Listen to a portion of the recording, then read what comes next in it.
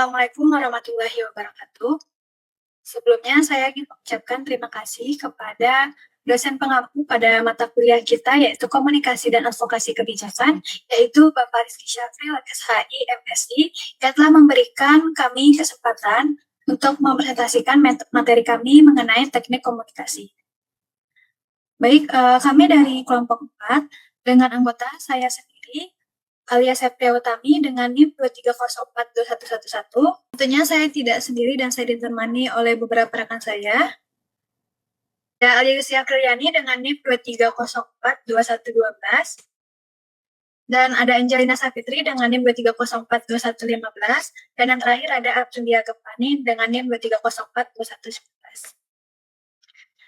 Baik, materi yang kami akan bahas yaitu mengenai teknik komunikasi. Teknik komunikasi adalah cara atau metode yang digunakan seseorang dalam menyampaikan pesan kepada orang lain agar pesan tersebut dapat dipahami, diterima, dan memberikan dampak sesuai tujuan yang diinginkan. Teknik ini tidak hanya berkaitan dengan apa yang disampaikan, tetapi juga bagaimana cara menyampaikannya, termasuk penggunaan bahasa, intonasi, ekspresi, media, serta pemahaman terhadap karakter audiens. Setelah kita tahu pengertian dari teknik komunikasi, selanjutnya kita akan membahas mengenai jenis-jenis teknik komunikasi, di mana materi ini akan dipaparkan oleh Alia Yusi Apriliani. Kepada Alia, waktu dan tempat disilakan. Baik, terima kasih kepada moderator. Di sini saya akan menjelaskan terkait teknik komunikasi persuasi. Persuasi merupakan teknik komunikasi yang bertujuan untuk mempengaruhi sikap, pendapat, atau perilaku seseorang tanpa adanya paksaan. Dalam proses ini, komunikator menggunakan pendekatan psikologis dengan memanfaatkan logika, emosi, dan kepercayaan agar pesan dapat diterima dengan baik oleh audiens. Keberhasilan persuasi sangat bergantung pada kemampuan memahami karakter audiens serta cara menyampaikan pesan yang tepat. Teknik seperti penggunaan data yang logis, sentuhan emosional, dan kredibilitas pembicara sering digunakan dalam berbagai konteks, seperti iklan, pidato, maupun komunikasi sehari-hari. Contoh dari persuasi sendiri yaitu seorang tenaga kesehatan datang ke desa yang masih banyak warganya yang enggan melakukan vaksin. Ia tidak langsung memaksa, tetapi menjelaskan manfaat vaksin dengan bahasa yang sederhana. Ini menunjukkan data keberhasilan dan menceritakan pengalaman warga lain yang sudah merasakan manfaatnya. Ia juga mengaitkan vaksin dengan perlindungan keluarga, sehingga menyentuh sisi emosional warga. Pendekatan ini berhasil karena tidak hanya mengandalkan logika, tetapi juga empati dan kepercayaan. Warga yang awalnya ragu mulai mempertimbangkan ulang keputusan mereka karena merasa dihargai dan tidak dipaksa.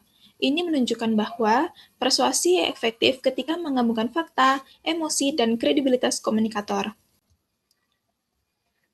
Selanjutnya yaitu kampanye. Kampanye adalah kegiatan komunikasi yang dirancang secara terencana dan sistematis untuk mempengaruhi khalayak luas dalam jangka waktu tertentu. Kampanye biasanya dilakukan untuk membangun kesadaran, mengubah sikap, atau mendorong tindakan tertentu dari masyarakat. Dalam pelaksanaannya, kampanye memanfaatkan berbagai media dan dilakukan secara berulang agar pesan dapat tertanam kuat di benak masyarakat. Contohnya dapat ditemukan pada kampanye kesehatan, sosial, maupun politik yang bertujuan menciptakan perubahan perilaku secara kolektif.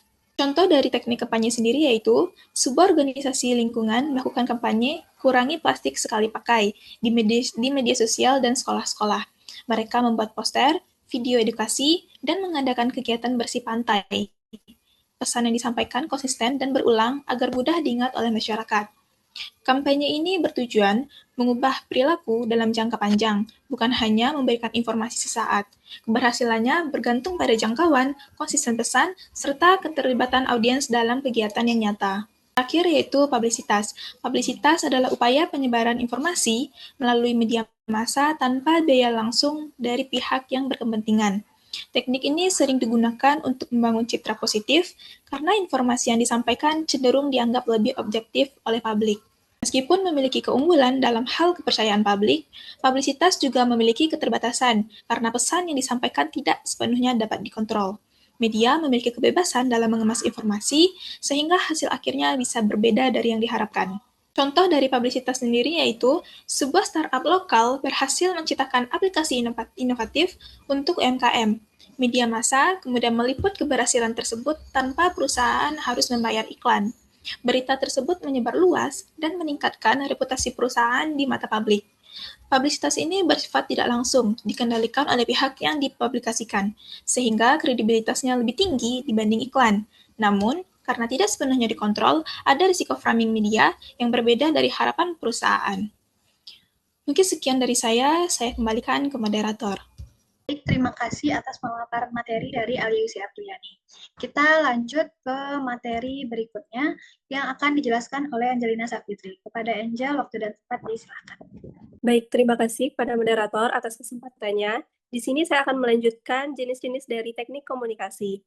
Kemudian ada lobby. Lobby merupakan bentuk komunikasi yang dilakukan untuk memengaruhi pihak yang memiliki kekuasaan dalam pengambilan keputusan.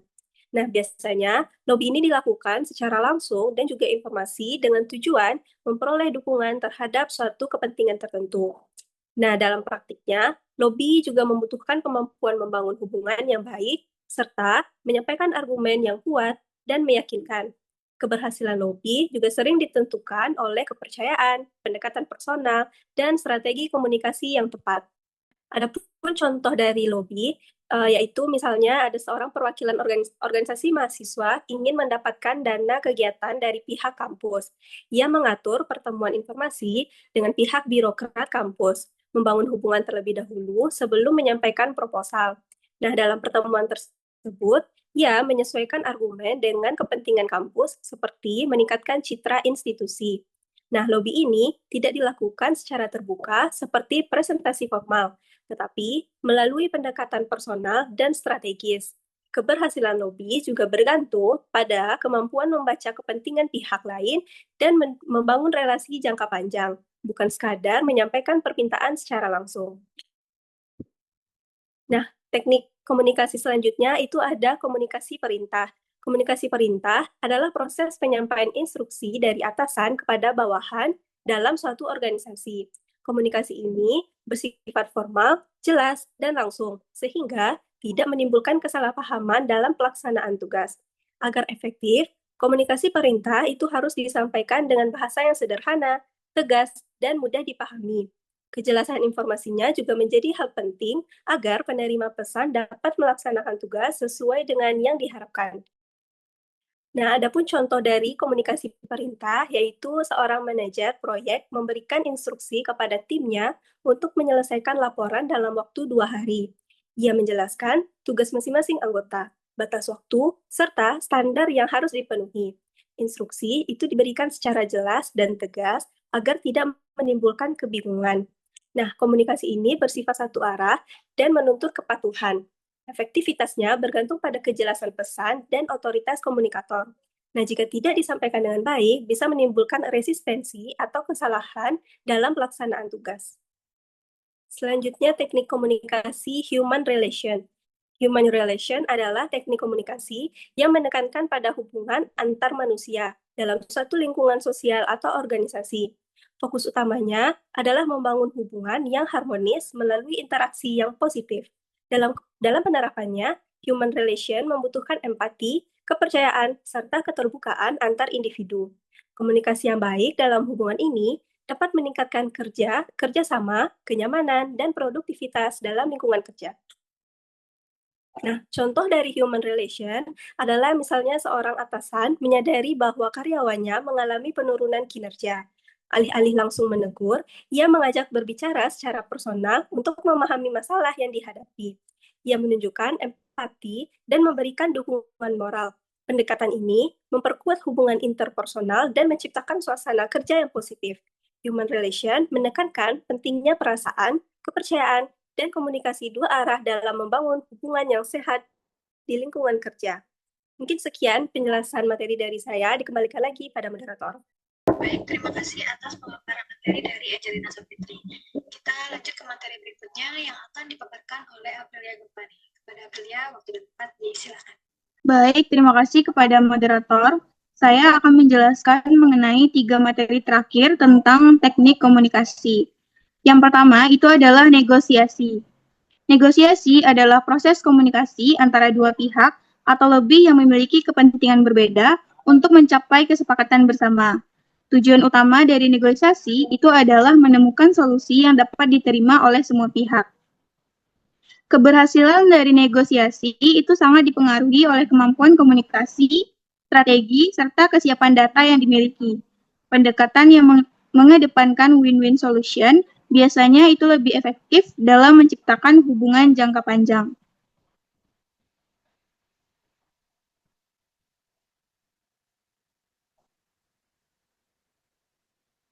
Adapun contoh dari negosiasi itu seperti dua perusahaan yang sedang membahas kerjasama distribusi produk. Masing-masing pihak itu memiliki kepentingan berbeda terkait harga dan wilayah distribusi. Mereka saling menawarkan dan menyesuaikan tuntutan hingga menemukan titik tengah yang menguntungkan kedua belah pihak. Negosiasi ini melibatkan proses tawar-menawar yang rasional dan strategis. Keberhasilannya tidak hanya ditentukan oleh siapa yang lebih kuat, tetapi oleh kemampuan mencari solusi win-win yang dapat diterima bersama. Yang kedua, itu ada diplomasi. Diplomasi itu merupakan teknik komunikasi yang digunakan dalam hubungan resmi, terutama antar negara, untuk menjaga kepentingan dan hubungan baik. Komunikasi ini dilakukan secara hati-hati dan penuh pertimbangan. Dalam praktiknya, diplomasi menuntut kemampuan komunikasi yang halus, strategis, dan beretika. Setiap pesan yang disampaikan itu harus mempertimbangkan dampak jangka panjang terhadap hubungan antar pihak.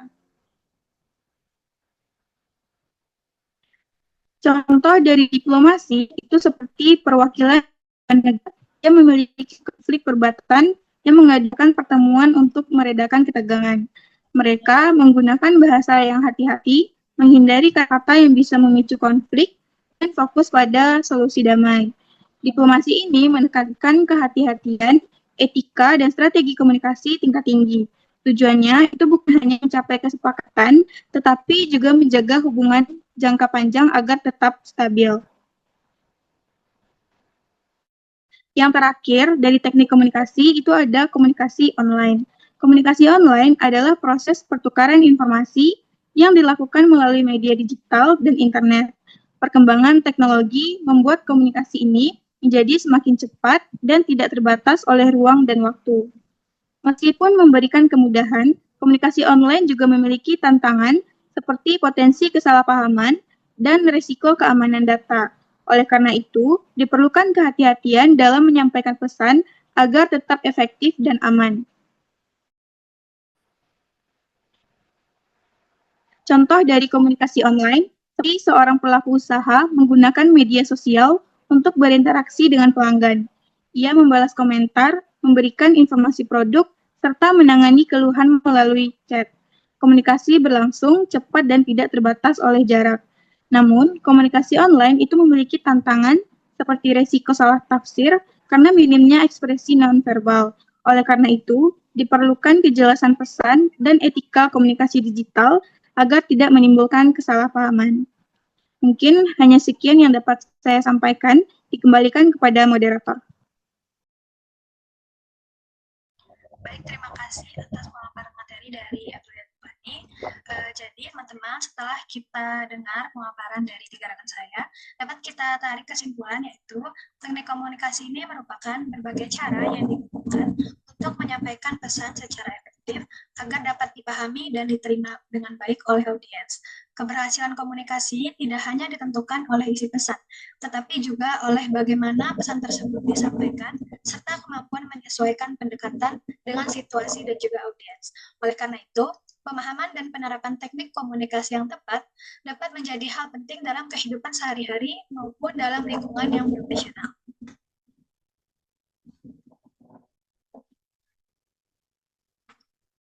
Mungkin sekian presentasi dari kelompok kami. Semoga materi yang disampaikan dapat bermanfaat bagi kita semua. Kurang lebihnya mohon maaf. Akhir kata, Assalamualaikum warahmatullahi wabarakatuh.